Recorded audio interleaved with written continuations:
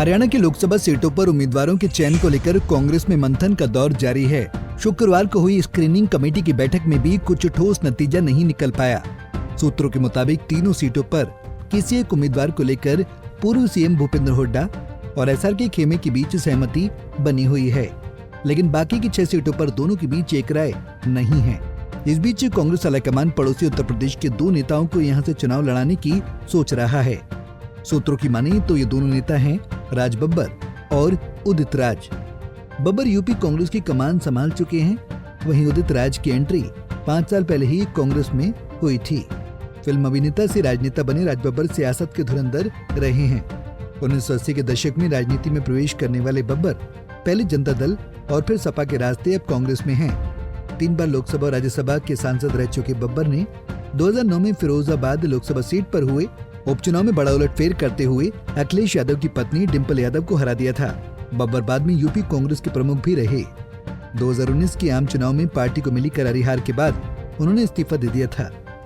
तब से वो सियासी रूप से लगभग निष्क्रिय नजर आ रहे हैं। अब खबर आ रही है कि कांग्रेस हाईकमान उन्हें दिल्ली से सटी गुरुग्राम लोकसभा सीट से चुनाव लड़ाना चाहती है।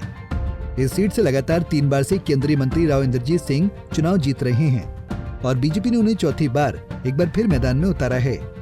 पिछली बार उन्होंने पूर्व कैबिनेट मंत्री कैप्टन अजय सिंह यादव को करारी शिकस्त दी थी। कैप्टन इस बार चुनाव लड़ने को लेकर अनिच्छुक बताए जा रहे हैं। ऐसे में कांग्रेस को यहाँ एक मजबूत उम्मीदवार की तलाश है। कांग्रेस नेतृत्व को लगता है कि राज बब्बर राव इंद्रजीत को टक्कर दे सकते हैं। हालांकि एसआरके खेमा उन्हें लड़ाए जाने के पक्ष में नहीं है। उनकी तरफ से पूर्व मंत्री कैप्टन अजय यादव की पैरवी की जा रही है। गुरुग्राम की तरह अंबाला सुरक्षित लोकसभा सीट पर भी बाहरी उम्मीदवार को उतारे जाने की चर्चा है। सूत्रों के मुताबिक दलित नेता और पूर्व सांसद उदित राज को कांग्रेस हाईकमान अंबाला से चुनाव लड़ाना चाहती है। राज ने 2013 में बीजेपी का दामन थामा था और अपनी पार्टी का भी विलय कर दिया था। बीजेपी ने उन्हें उत्तर पश्चिम दिल्ली सीट से प्रत्याशी बनाया और उन्होंने जीत भी हासिल की। हालांकि 2019 आते आते उनका बीजेपी से मुंह भंग होने लगा और आखिरकार पार्टी ने उनका टिकट काटकर हंसराज हंस को उम्मीदवार बना दिया।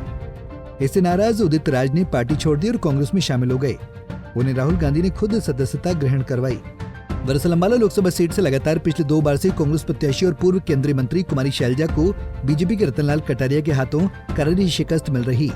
कटारिया के निधन के बाद बीजेपी ने अब की बार उनकी पत्नी बंतो कटारिया को मैदान में उतारा है।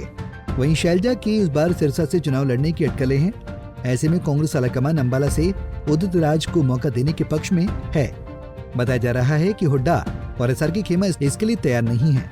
हुड्डा खेमे की तरफ से जहां विधायक वरुण चौधरी का नाम आगे किया जा रहा है, वहीं कुमारी शैलजा साडोरा की विधायक रेणु बाला को टिकट दिलाना चाहती हैं। बता दें कि हरियाणा में पहली बार किसी सीट के साथ गठबंधन कर चुनाव मैदान में उतरी कांग्रेस इस बार 9 सीटों पर चुनाव लड़ रही है। एक सीट सहयोगी आम आदमी पार्टी को दी गई है। कांग्रेस के कोटे वाली 9 सीटों पर अपने अपने समर्थकों को टिकट दिलाने को लेकर हुड्डा और एसआरके खेमा के बीच जोर आजमाइश चल रही है।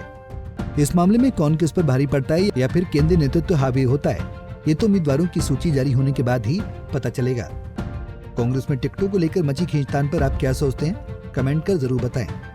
Bureau report, Punjab Kesari TV. हमसे जुड़े रहने के लिए हमारे YouTube चैनल को सब्सक्राइब करें और नई वीडियो की नोटिफिकेशन के लिए बेल आइकॉन को दबाएं। अगर आप ये वीडियो Facebook पर देख रहे हैं तो लाइक जरूर करें और ज्यादा से ज्यादा शेयर करें। धन्यवाद।